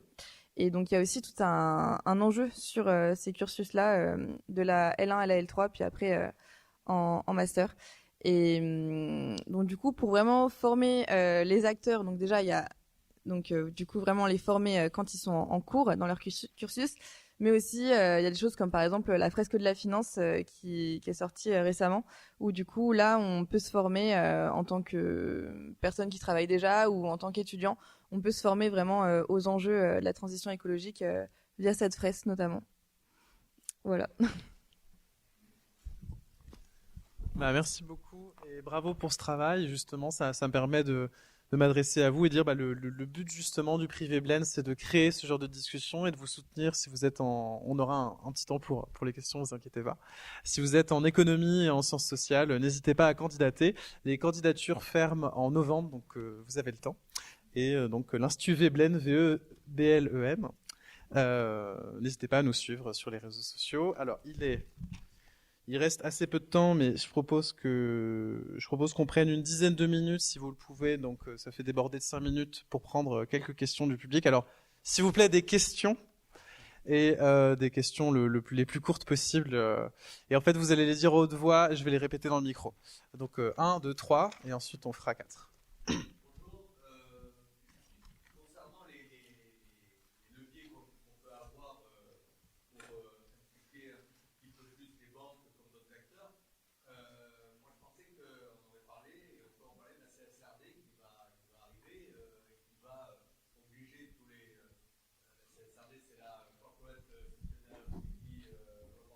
directive, ouais. qui va obliger tous les acteurs, les PME de plus de 150 salariés, etc., à faire un reporting extra-financier, pour le coup, de manière égale pour chacun, ce qui permet de comparer et plus faire de convoiting comme on pouvait faire avant. Et est-ce que ça, c'est pas un outil qui, à terme, peut garantir que finalement tout le monde aille dans le même sens? Parce que si on commence à faire un reporting extra-financier pour soi, on va commencer à. Et les banques vont commencer à financer des boîtes qui vont être dans la même logique, etc. Et avoir un effet vertueux là-dessus. Donc ça, est-ce que ce schéma-là, c'est pas déjà une première solution? Okay, merci, on en prend plusieurs et après on fera un tour de réponse. La deuxième ici.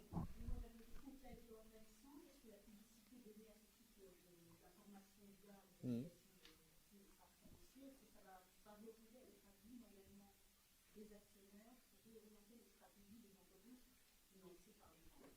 Ok, merci.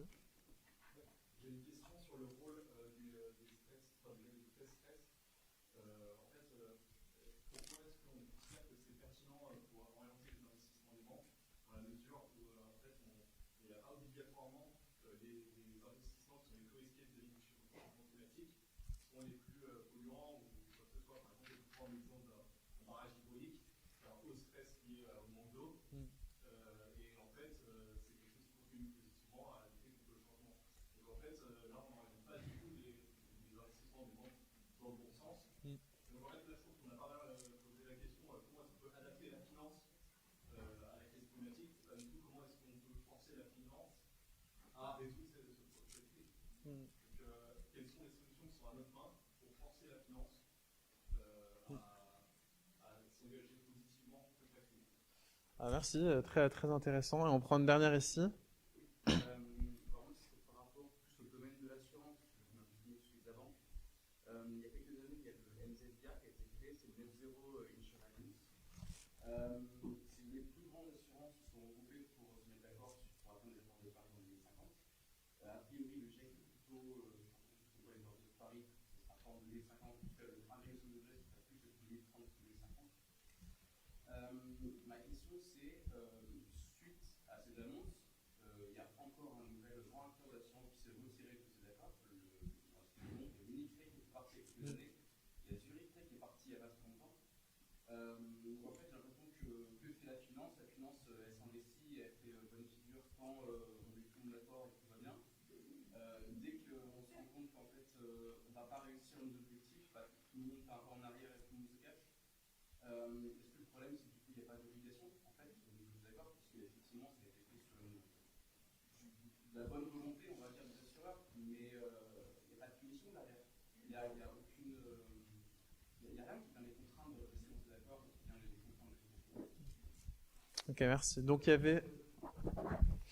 Oui, rapidement.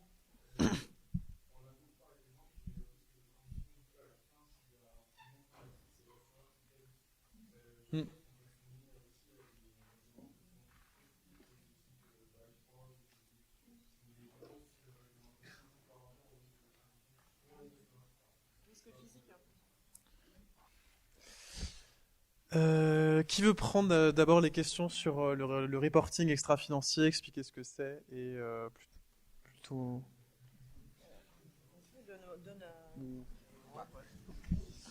Alors, il y a des questions sur oui, le reporting donc extra-financier. Donc, c'est un point que Xavier avait évoqué. Hein, c'est la production d'informations supplémentaires sur. Donc là, cette fois-ci, c'est les dimensions extra-financières. Donc, c'est justement les expositions aux risques climatiques, le financement, les émissions, etc.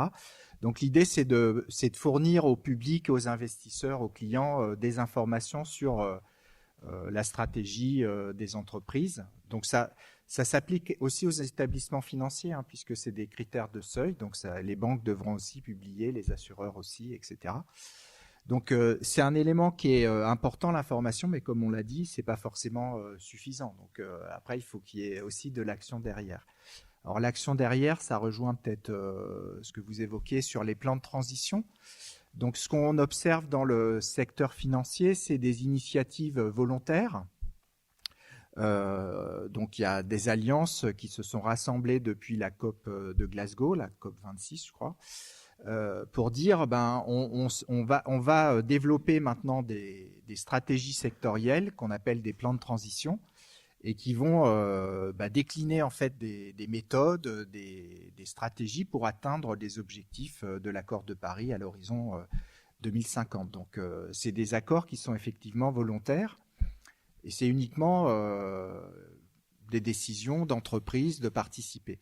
Alors ce qu'on voit, c'est qu'il y a des tensions qui apparaissent dans ces alliances parce que effectivement certains considèrent que quand bien même on fait partie de l'alliance, on respecte pas les engagements qu'on a pris et donc du coup certains préfèrent sortir ou d'autres effectivement se rendent compte que les engagements qu'ils ont voulu prendre, ils sont pas capables de les tenir, donc ils sortent aussi. Donc c'est vrai que ça pose la question de la capacité finalement du secteur financier à s'auto-réguler. Donc on voit que c'est pas suffisant. Donc ce qu'il faut voir, c'est que dans la réglementation européenne à venir, donc on a parlé de la CSRD, on va avoir aussi l'obligation pour ces entreprises de plus de 500 salariés de publier des plans de transition. Donc maintenant, ça prend un aspect réglementaire, en tout cas en Europe, et donc dès qu'il y a de la réglementation, il peut y avoir de la supervision. Alors il y a la CSRD, donc qui demande aux entreprises de publier des plans de transition, mais c'est pas forcément obligatoire. Et il y a la CSSD, alors je sais plus qu'est-ce que ça veut dire, mais qui oblige cette fois-ci les entreprises à publier des plans de transition. Donc on rentre maintenant dans un cadre qui est obligatoire et donc qui permettra de faire cette supervision. Alors sur les assurances, donc il y a une réglementation qui s'applique, qui est Solvabilité 2, qui commence à intégrer le risque de durabilité.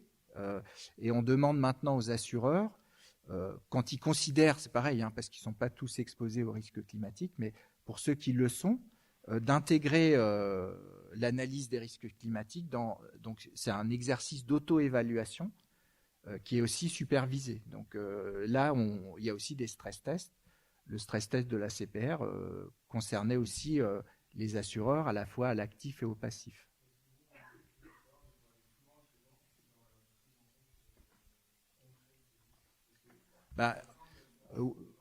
Oui et non. En fait, c'est son métier, mais en fait, les assureurs, ils ont l'habitude de traiter des phénomènes climatiques extrêmes, mais ce qu'ils n'ont pas forcément toujours compris, maintenant c'est le cas quand même, c'est l'idée de changement climatique, c'est-à-dire que c'est la multiplication des événements et l'augmentation du coût et de la fréquence.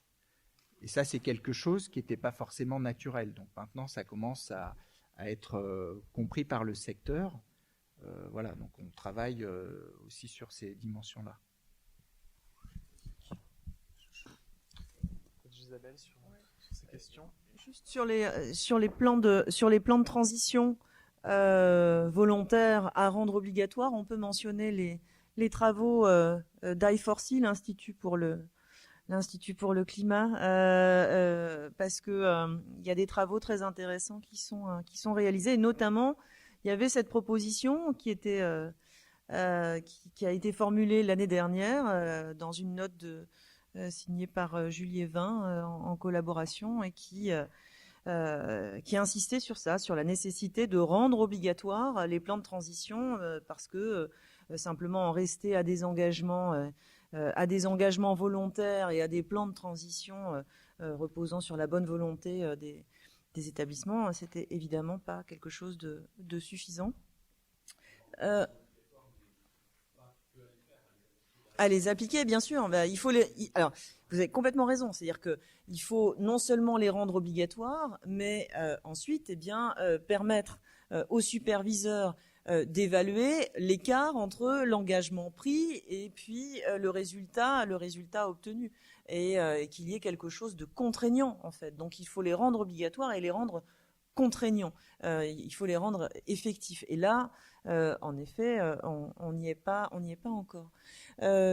Sur la question qui était posée à propos des stress tests et de leur capacité à influencer, changer la composition des bilans bancaires. Alors moi, il me semblait avoir insisté là-dessus. Ce ne sont pas des instruments permettant de changer la composition, l'orientation des financements des banques. Ça nous renseigne juste, et en cela, bon, c'est évidemment quelque chose de nécessaire, mais ça nous renseigne juste sur la capacité de résistance des banques à des éléments de risque climatique qu'on suppose pouvoir mesurer, tout en ayant forcément une approche très très limitée des choses. Mais c'est absolument pas avec ce type d'instrument qu'on peut décarboner les bilans bancaires, qu'on peut les orienter davantage vers des financements contribuant à la transition écologique, à part si on a une confiance énorme, comme Xavier, dans les mécanismes de marché, dans l'efficacité des mécanismes de marché, auquel cas il suffit d'informer, de diffuser l'information sur la capacité de résistance des uns et des autres, et ça va suffire à réorienter spontanément les flux financiers vers la finance, les flux financiers vers le vert. Non, je rigole. Bon, pour réagir à ce que dit Isabelle, mais pour répondre à votre question, parce qu'il y a un point important, enfin, vos questions, en fait, parce qu'il y a un point important. C'est, quand on dit risque climatique, en fait, ça veut dire potentiellement plein de choses. Donc, il faut être très précis.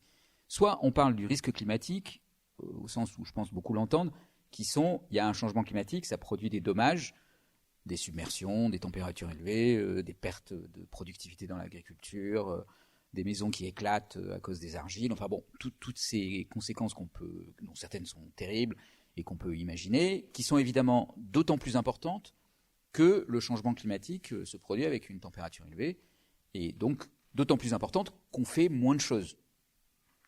Alors ça, c'est un élément de risque. On peut vouloir préparer les institutions financières, les individus, les entreprises à ce risque-là. Mais la naissance des stress tests climatiques et l'idée de Mark Carney n'était pas de prendre en compte ça. Alors pourquoi ? Parce que la première idée, c'est de dire, mais plaçons-nous déjà dans un scénario où on arrive à atténuer le changement climatique, les accords de Paris. Imaginons qu'on les respecte.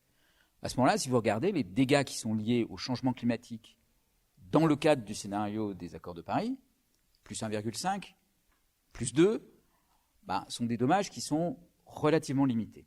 Et relativement limités. Après, on peut s'entendre sur qu'est-ce que ça veut dire relativement limité, mais ils sont relativement limités. Et surtout, ils sont relativement limités, c'est-à-dire qu'il faut les comparer par rapport à quelque chose, ils sont relativement limités par rapport au coût de l'atténuation, c'est-à-dire aux investissements qu'il faut faire pour empêcher ce changement climatique.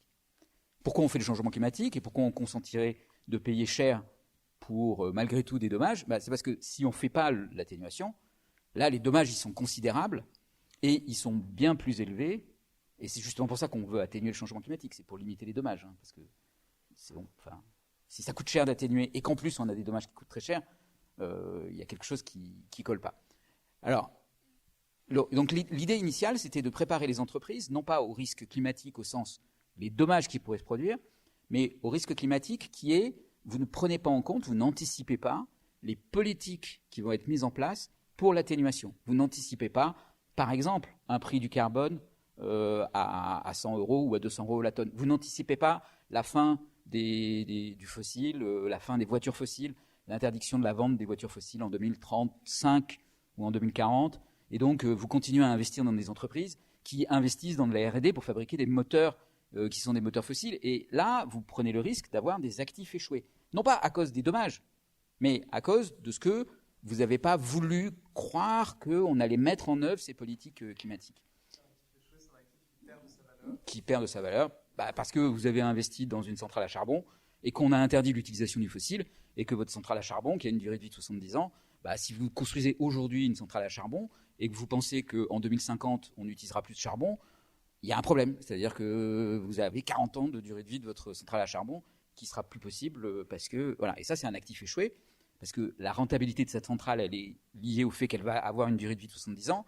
Et si vous la mettez à la poubelle dans 30 ans, elle n'aura pas la rentabilité attendue et donc vous allez perdre, l'investisseur va perdre de l'argent et ça s'appelle un actif échoué. Et donc, c'était le point initial, c'était de faire prendre en considération ce risque-là climatique, donc qui n'est pas le risque des dommages, mais qui est le risque de l'impact de la mise en œuvre des politiques d'atténuation. Alors évidemment, si on est dans un monde où on dit mais en fait on ne va pas mettre en œuvre les politiques d'atténuation, et donc il va y avoir un réchauffement climatique à plus 5, là c'est sûr, il faut commencer à s'intéresser aux dommages. Parce que évidemment c'est ça qui va jouer. S'il n'y a pas de politique d'atténuation, ça ne va coûter rien à personne d'atténuer, ok, mais par contre on va prendre en pleine face des dommages qui vont être majeurs. Et voilà. Mais ce n'est pas du tout le même monde dans lequel on se situe. Je veux dire, le monde d'atténuation. On peut ne pas avoir confiance, on peut ne pas y croire. Mais vous avez le droit, je veux dire, d'être sceptique. Maintenant, relisez Kant. C'est votre scepticisme ne doit pas être une excuse à l'inaction. Et se désespérer au point de penser que seul ce scénario-là va se produire et que du coup il n'y a plus rien à faire, en fait, c'est une forme de déni.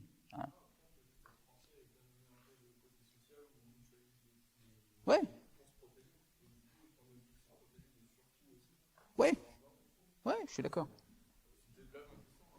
Ok. Merci beaucoup pour ces réponses passionnantes. Je suis vraiment désolé, mais il est 41, donc je vais essayer de m'en tenir à l'horaire, mais libre à vous ensuite d'échanger. Et d'ailleurs, si vous êtes intéressé par le prix des mémoires, n'hésitez pas à aller me voir pour poser des questions. Voilà, merci beaucoup d'être venus si nombreux et nombreux. Merci à nos intervenants. Et bravo encore à Florian.